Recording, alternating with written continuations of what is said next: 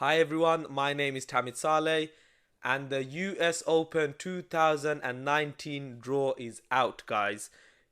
It's a hell of a draw. We've got some tasty matches. Djokovic and Federer are in the same half. They're going to face in the semi-finals.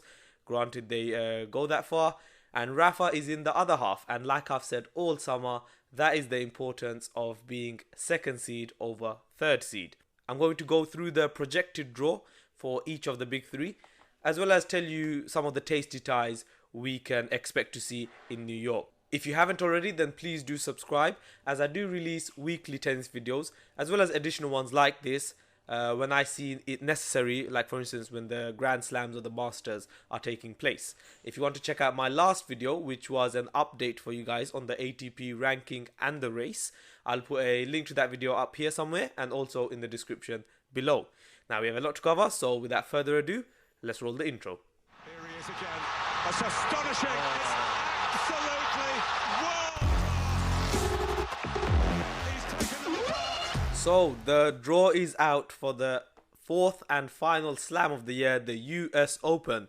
Fun fact for you guys, I actually went to see the US Open final between Novak Djokovic and Rafael Nadal in 2013 live. Luckily, I was in New York at the time. And yeah, what a great match I saw. It was in 4 sets, that match, and Rafa won his second US Open there. So I've always got a soft spot for the US Open. I'm going to go through, well, we'll do it in order. So world number 1, Novak Djokovic. He's been handed a pretty tough draw from what I can see. So I'm going to go through his projected routes. First round, he's facing, forgive my pronunciation, Caballas Baena. Should be a piece of cake. Really, no disrespect to his opponent, but you really don't see Novak losing in the first round. Second round, potentially a interesting match against Sam Querrey. Now, normally you'd say Djokovic is the favorite. He's got a 9-2 head-to-head record against Sam. However, the last time they faced in a Grand Slam tournament, which was Wimbledon 2016, Sam Querrey won. It was quite a bit of a shock, as Djokovic had won the previous 4 slams to achieve the Noel Slam and was on course for a calendar year Grand Slam as well. So Novak can get some revenge on that. In the third round, it's really anyone's call. He could face fellow countryman Tipsarevic, Kudla, any one of those guys. Now, from the fourth round onwards, it really gets spicy for Novak Djokovic. This is probably this is probably one of the hardest draws I've seen after the fourth round, especially when you look at the matchups and historically who Novak has struggled with in the past. I'm not saying, he can't beat them, but it won't be easy. Fourth round, he could face Stan Wawrinka or Anderson. I believe Anderson won't get there as he's just returning from injury. So I believe Stan Wawrinka will be Novak's fourth round opponent. The last time they faced in the US Open was, of course, in 2016, where Stan won his third slam and beat Novak in the final. It's not the first time in a Grand Slam final that Stan Wawrinka has beaten Novak. So that will be a very tasty tie. You'd still expect Djokovic to come through that one. However, Stan, coming back from injury, he could have one of those godlike performances. And yeah, so that'd be a very interesting tie. Fourth round, can't wait for that. Quarterfinal, now this was the interesting one. I looked at the seedings, and out of the players ranked 5th to 8th, who, the 1st to 4th would play in the quarterfinals, I'm sure a lot of you agree Medvedev was the one. If you're a Novak fan, you'd want him least in the quarterfinal, and he's got Medvedev. That will be a very tasty quarterfinal in my opinion. Medvedev, of course, he's got a pretty tough draw going to there. He's got Nishioka, who's been in pretty good form lately, and Fognini in the third and fourth round. But I would still expect Medvedev to come through, and I cannot wait for that. This is a Cincinnati semi-final rematch. It's an Australian Open rematch, where of course Djokovic won earlier on in the year. My nose is leaking, man, and I've got any tissue. I've got like scraps. This is probably the most tasty quarterfinal tie, and I cannot wait for that. Djokovic, Medvedev. If Medvedev plays anywhere like he played in Cincinnati, especially in the latter half of that second set and the third set, we're in for a hell of a ride. Can he repeat that in a best of five set tournament? That's the key question everyone's asking. We've seen these next gen players and these younger guys come through, have their breakthrough moments in the Masters and tournaments like that. But it's the Grand Slams that they've still yet to prove themselves. That is a tasty tie. Djokovic Medvedev quarter-final. Semi-final, of course, Roger Federer. Barring any shock results, really, you would see Roger and Djokovic meeting in that semi-final, and in the final, Rafael Nadal. So yeah, that semi-final, especially after what happened in Wimbledon early on 2019, this is it's a huge match, really. Federer, if he can win that, then you would say he's got rid of those ghosts from that tournament. And the final, of course, with Rafa, that would be a blockbuster match. They're both on 3 US Opens each.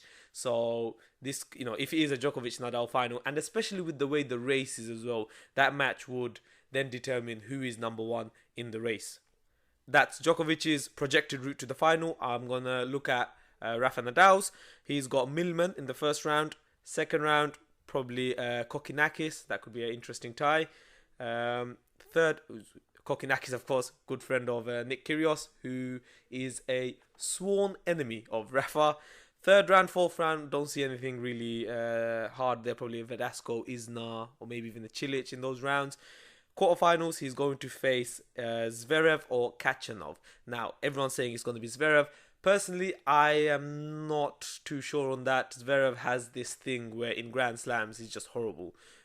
So for me, if I had to pick, I would say he's going to face Kachanov in that quarterfinal. Semi-final, it's either Tsitsipas or Team, really. It could be a whole host of players, Roberto Bautista Agut, etc. But for the purpose of the video, we'll keep it at either Tsitsipas or Team.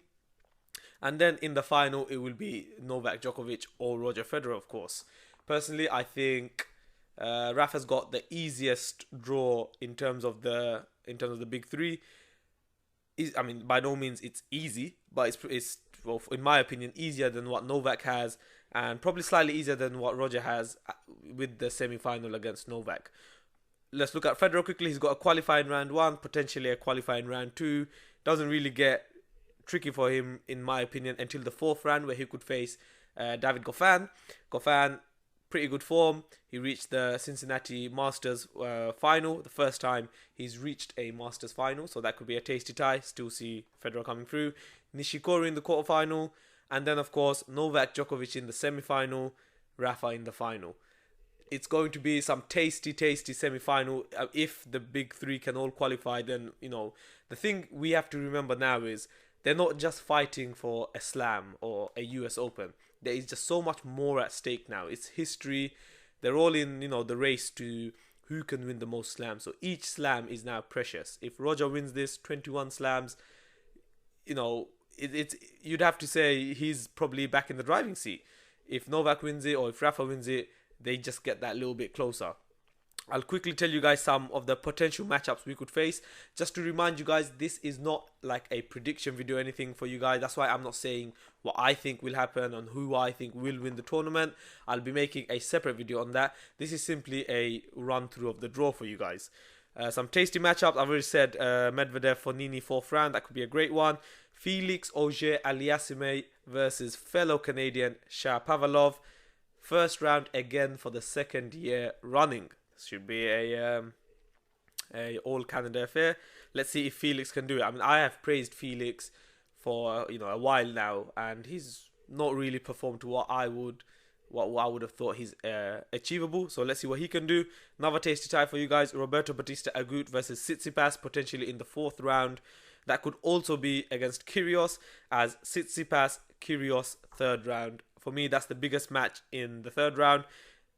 Let's see which Nick turns up, really. That's the question on everyone's mind. But that could be a great match. Nick, of course, meltdown in Cincinnati. I believe he got a $113,000 fine.